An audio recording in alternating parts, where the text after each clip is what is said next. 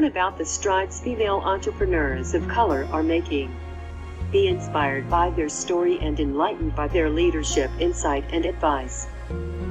Welcome to She Leads Podcast, Leadership Empowerment for Women of Color.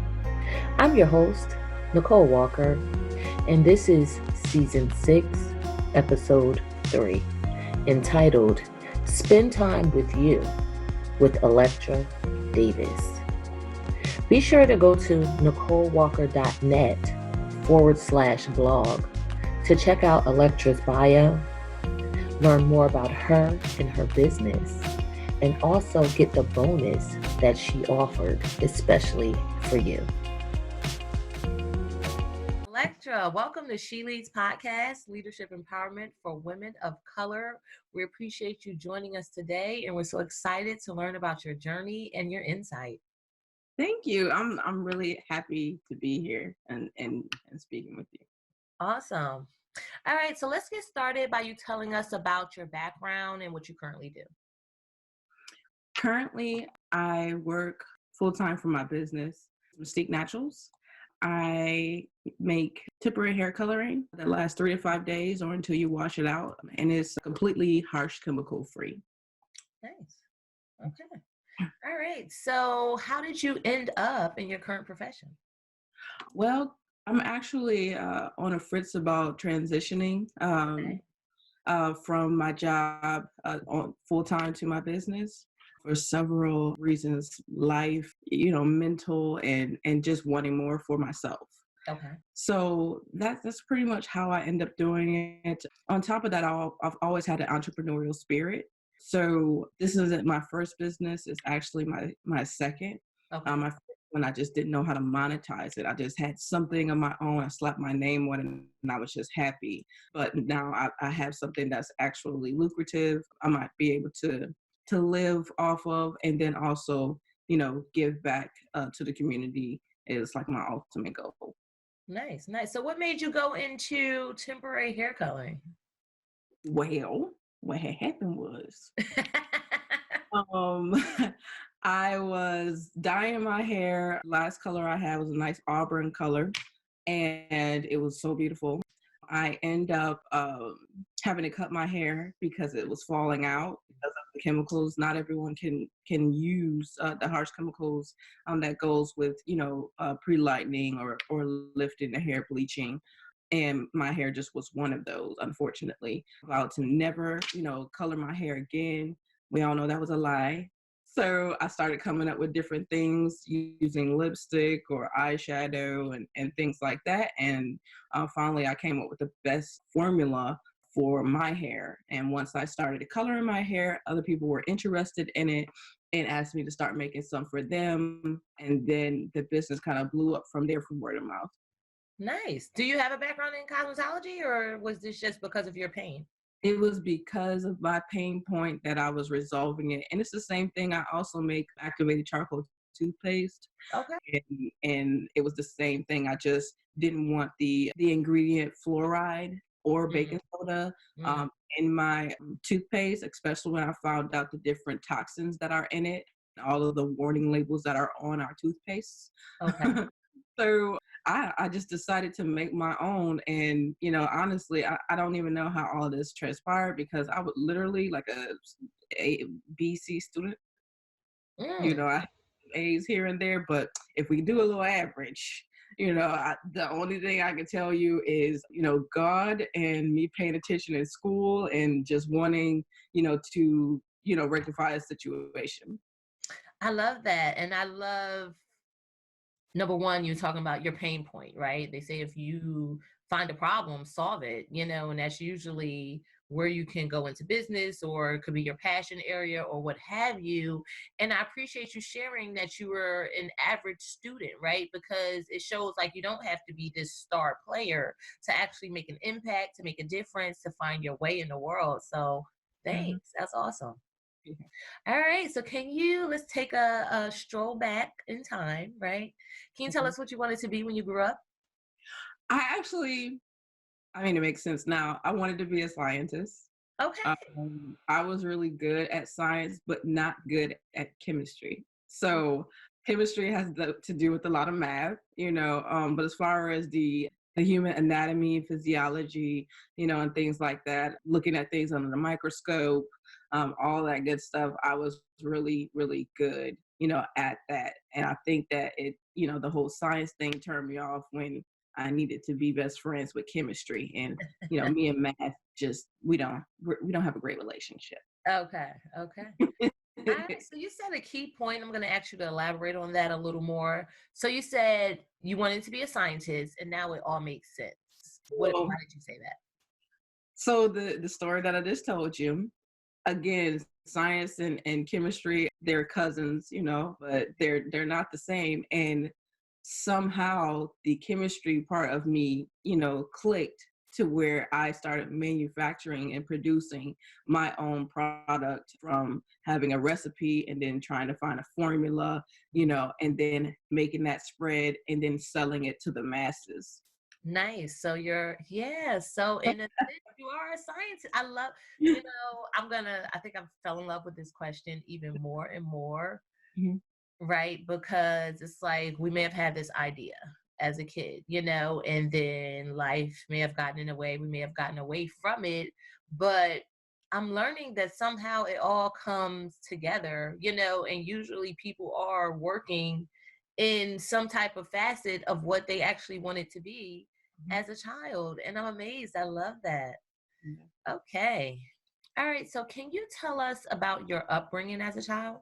So I was very independent, honestly.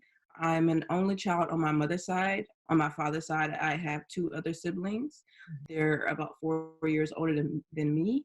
And then around the time that I was 8, I went to go live with my father. So it was very interesting being raised by a man. But I feel like I've had a lot of advantages being raised by a man, because they teach you how to be a little bit more logical and not as much emotional. He didn't take any of that away from me as a woman. I actually gained a lot of uh, taking things apart and looking at them, full circle versus from my emotions. Okay. I like that. All right. So that's funny because I could even see how that relates to being a scientist and so many other things. So that's awesome. I just love how the journey shapes the current picture, right? So thank Yes. you. Okay. So can you tell us about a pivotal point in your life and how it shaped who you are today? I believe a pivotal point in my life was actually my divorce. I was married 10 years, and I feel like it was pivotal because I was at a point where I wasn't ready to get a divorce, but I realized looking back now that I was growing. My ex-husband could see that I was, and not that he wasn't. I believe that we were going in two different directions. I've always wanted more. I've always wanted to converse about more. The typical coming home, watching TV, talking about children, talking about work, doing that 5, 6 days a week. It wasn't impressive to me anymore. I started asking more in-depth questions. Why do you believe that you're here? What do you want to do more of? Or aren't you bored of watching TV? There were questions that I was asking that made me realize that I was just coming into being another form of myself as I was getting closer to 30. And I think that had the situations in that marriage not happened, he brought up something really, important that I think about today was, even if I didn't do what I did to make this happen, you would have divorced me anyways. And I didn't understand that. But now I do, seeing where I am, I'm able to see me as an adult all the way around. Now going into a new relationship, I know exactly who I am alone, you know, and I can offer more because I'm not asking for a completion. I'm already complete, so I stayed single 4 years straight. Dated, of course, but relationship commitment, no. I even got tattoos on my hand that says unconditional love when you put them together as a ritual to myself, to say that the next relationship that I be in, I'll touch him with these hands and love him unconditionally because, I won't bring him into my mess. I spent a great deal of time alone, and it was actually a beautiful journey up until now. Love that. Thanks for sharing that. That was inspirational to me, right? I got divorced last year, and I am in the boat of figuring out who I am, what I want, and you brought up a key point. I think that a lot of people, well, people I know, and I know I struggle with it. I'm not going to put it on people, but I don't think that this is covered a lot as far as really figuring out who you are, like you said, and being whole before going into a relationship, right? And then on top of that, knowing what you're okay with and what you're not okay with, like what you actually want in a partner beforehand to make sure that this person or prospect fits, as opposed to getting in and then realizing like, this is not really what I'm looking for, and a lot of people do, unfortunately, do it backwards, and then end up like you and I, right? Divorced, so I'm hoping that that changes, right? So that the divorce rate can decrease, so that people aren't broken and trying to find themselves in other people, and find themselves within themselves, right? Because even married, you're still a person, right? So, that's just a recipe for disaster. So thank you for touching on that. That's a great topic. You're welcome. Okay, so can you tell us what you would consider to be your strengths and your weaknesses? Oh, one of my big strengths, honestly, is motivating and uplifting other people. And I feel like I've known that since probably I was 8. I remember always being able to talk to older people.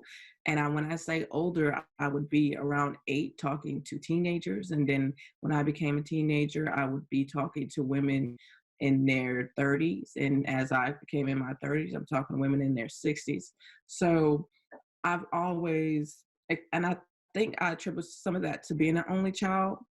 You're always around adults, so you feel more comfortable, and depending on your upbringing, you learn how to channel those thoughts and times in which you can educate yourself by speaking to those adults.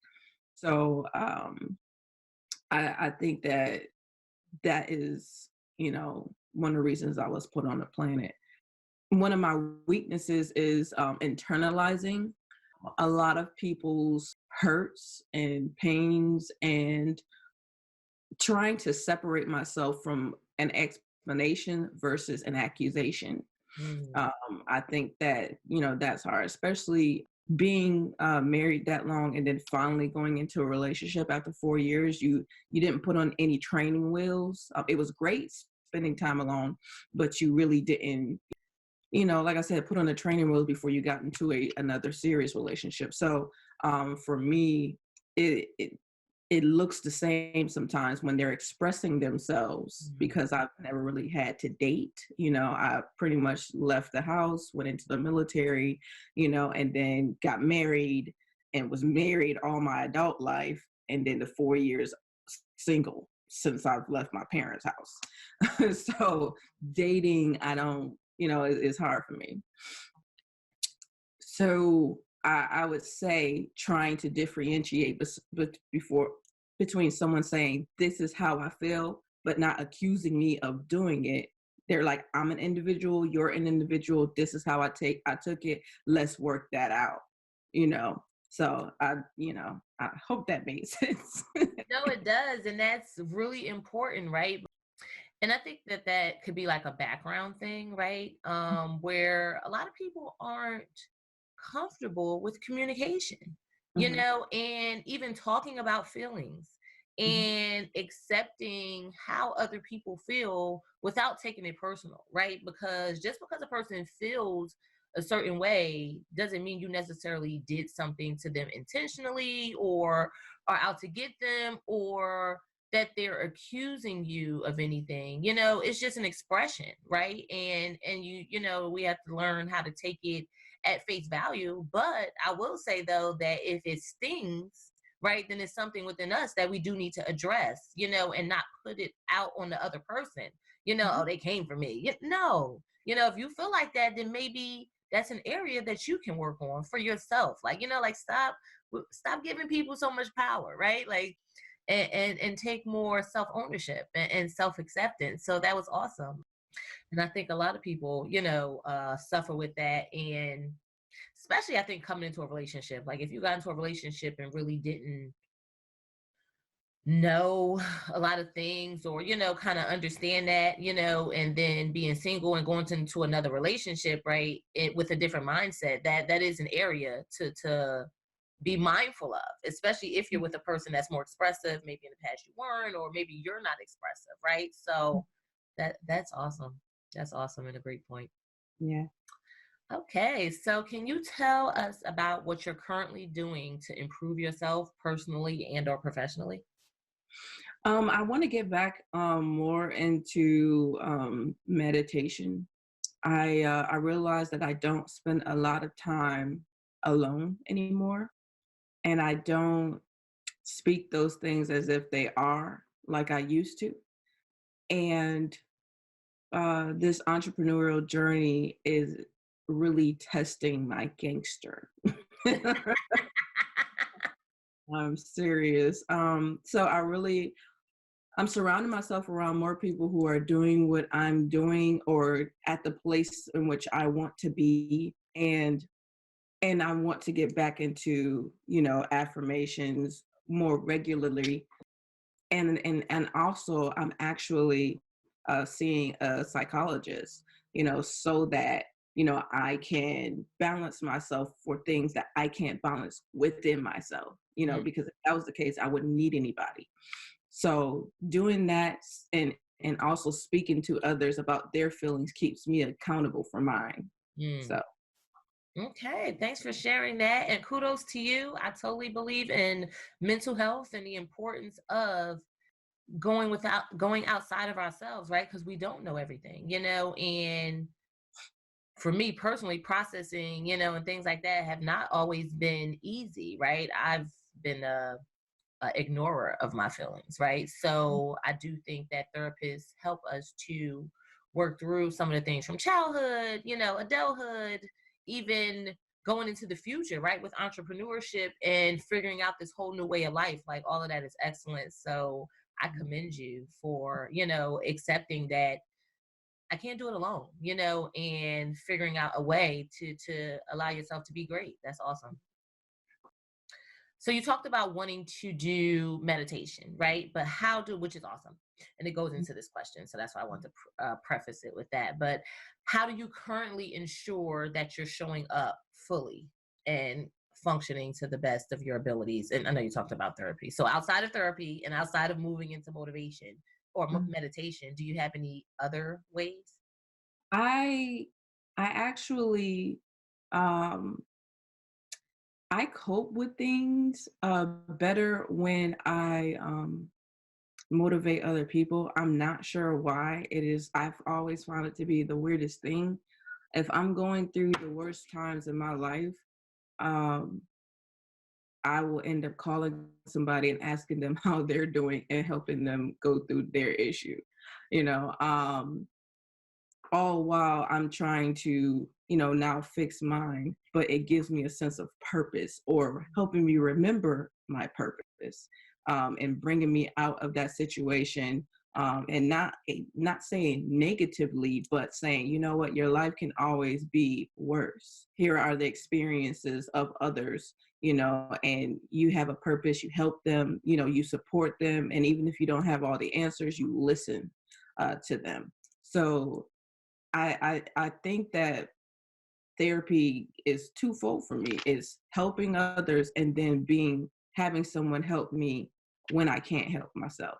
Okay, I love that. And it sounds like you have some positive self-talk, right? Because I think negative, I know I still suffer at times and have suffered a lot with negative self-talk and getting out of my own head. So I love, how you touched on positive self-talk. And you made a great point too, because like when we're going through it can be easy to lay in that, to wallow, and those practices keep us down, right? But they do say that, the best way to kind of get over what you're going through, or to not feel as down, is to focus on something else, focus on someone else, or something else that's more positive than what you currently have going on, so that you won't be, let's say, depressed or, anxious or what have you. So that's excellent. Okay. So do you have a morning routine? And if so, can you share it with us? Oh, you know what? If I could be 100% transparent, I am still learning my morning routine. Okay. I've been working since I've been 14 years old. So right now at this downtime, I get up early in the morning. I try my best to make sure I have breakfast. It's one of my favorite meals, honestly. And then I try to structure my day to time blocking now, because I realize that I do better with mental deadlines. So if I say that I have 3 hours to get something done, it's better than me saying I have the rest of the day or I work for myself, because it makes me really willy-nilly versus structured like I was when, I was working, my job. So my morning routine is pretty much getting up and making sure the children are off to school. After that, eating breakfast, see and checking my emails, and then diving into the day. And again, going back to the previous question, I really want to get back into getting up, meditating, and then moving on my day. Okay, thanks for that. And I love the reference to time blocking, because time blocking is very effective to Mhm. help us to be more productive, Mhm. and I like your mental deadlines, right? Because it is easy to say, oh, I'll get to it. Oh, yeah, I'll handle that, right? But if you don't put some structure around it, it's easy to let it slip. So thanks Mm. for that. Okay, so can you tell us about the last book that you read or listened to and what it was about? So I love this book by Brian Tracy, Eat That Frog. I've actually read it a couple times. But it's about procrastination, and I am the worst at it. Like I haven't the slightest clue. We are best friends, and that's a friend I do not want to have and can't get rid of at sometimes. So I'll try to get myself together, and I'm like, eat that frog, eat the frog. So, I love that. Okay. All right. Can you tell us how you stay on the cutting edge in your field? well, I constantly do market research on my competitors, and I'm constantly in conversation with those who are, making, good money at their field, even if it's not mine, learning their tips and tricks, learning how to structure a small business, learning how to structure myself, trying to get a team together, and actually building a business from the ground up without, using multi-level marketing. Not that it's wrong, it's just not for me. Hmm. But it's a lot harder. So I think that's how I stay on the cutting edge. And being a part of a mastermind group is great. It really keeps you accountable, and someone always poking you to find out what you're doing. Because other than that, you would just be like, I'm chilling. I'm a boss. I'm gonna get this done when I get it done, and nobody's gonna tell me what time to get it done. If I want to get it done at 1 o'clock, though, none of that makes any time sense, and you're creating more anxiety. But it's just that new freedom of no one telling you what to do. When all actuality, you need to tell you what to do. You need to boss yourself now. So yeah. I love that. I love that. That's funny because my son, right? He goes, I can't wait till I become adult so I can do what I want to do, right? And I said, no, there's always rules. There are always rules for those that want to lead an effective life, right? Because I mean, some people don't live by rules, but I'm pretty sure they're not too successful, right? So, if you want to be successful, you do need to govern yourself accordingly. And as an entrepreneur, it's not necessarily going to be anyone over your shoulder saying, hey, do this or do that. So it's totally up to you. And that discipline is needed, so that you can be who you were created to be. So good for you. All right. Can you tell us about an aha moment that you had lately and how it changed or how you changed as a result? Well, one of my aha moments, honestly, was I was talking to one of my friends. I was kind of down. I do this thing that perfect people do not do, which is compare themselves to other companies and other competitors. And one of my friends just hit me with, "Well, you're not there yet," and I was like, "Ah, what?" And she was like, "And that's okay." You know what I'm saying? And it put me back into the perspective of, I always say, run your race. And that was her saying those words back to me, you know, in such a way as run your race. Mm. You know what I'm saying? They don't have the same story as you. They didn't start at the same place as you. So that moment for me was, where I started to be like, I'm not there yet. And it's okay. I'm not there yet, keyword yet. I will be. I just need to be okay with where I am and move forward. So yeah. Yes, thank you for that. I love that. And I think that that is so important because I'm guilty of that, or can be guilty of that myself. And in today's day and age, right, with social media, where we have such a in close or in-depth look at other people's lives, that's an easy trap to fall into. Another way that I like to positively reframe that for me too is like, oh, well, if I'm within their proximity, then that means that my time is coming. Like, right? So the people you're around. So it's like, oh, they winning. Oh, they mean I'm gonna be winning too, right? So as opposed to like, oh, my life sucks. Because it's so easy. They say, I think, like it's like a study on how people like are in so much more depression because of social media and because of seeing other people, and playing the comparison game, which, like you said, everyone's struggle isn't the same. Like for me, I have children. Some people don't have children. So it's like, yeah, it's a lot easier for them to do X, Y, Z, EFG, as opposed to me, because my life is a little different. And like you said, it is okay. It's okay.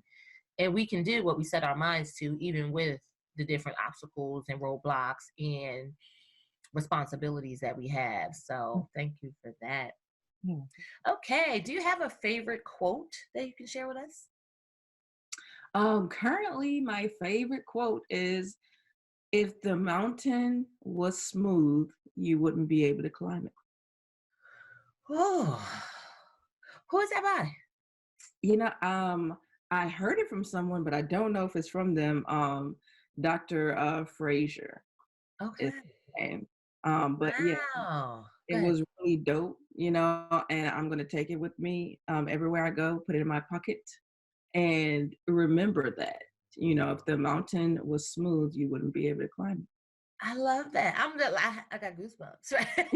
it. That is so, because wow, I'm taking that.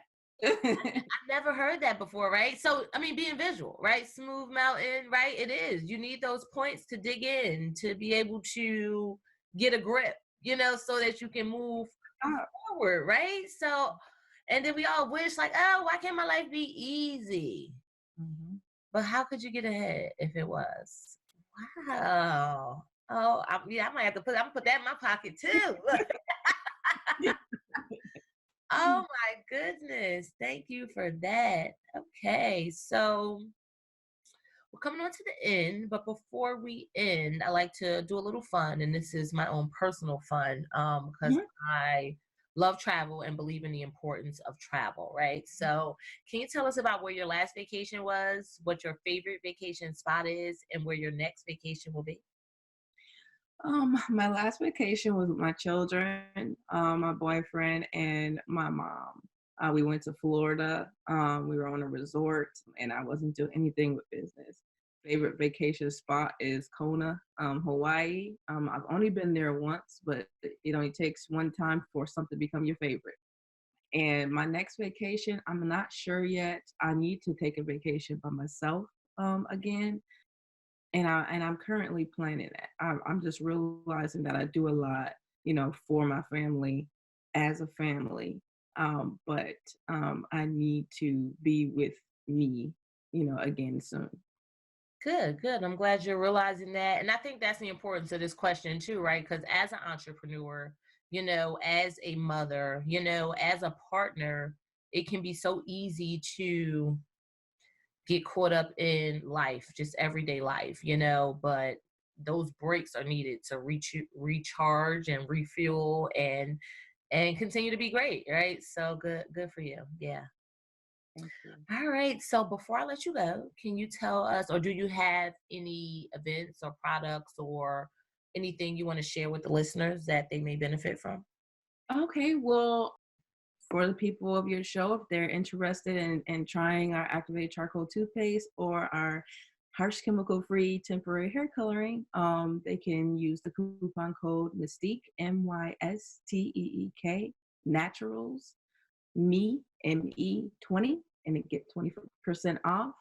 And I also have my website, MysteekNaturals.com, and all of our social media handles on Mysteek Naturals if they wanted to contact us. Thank you. Awesome. Thank you for offering a 20% discount. Well, thank you so much, Electra. I appreciate you. I enjoyed you just telling us more about your journey, getting really personal with us and transparent, and just all of your advice and your practices. Thank you for tuning in to another episode of She Leads Podcast, Leadership Empowerment for Women of Color. Be sure to go to our Facebook page at She Leads Podcast to like or follow us. And also let us know if this episode of She Leads Podcast inspires you by leaving a comment under the post for Season 6, Episode 3. Thanks. Until next time, be empowered and empower on.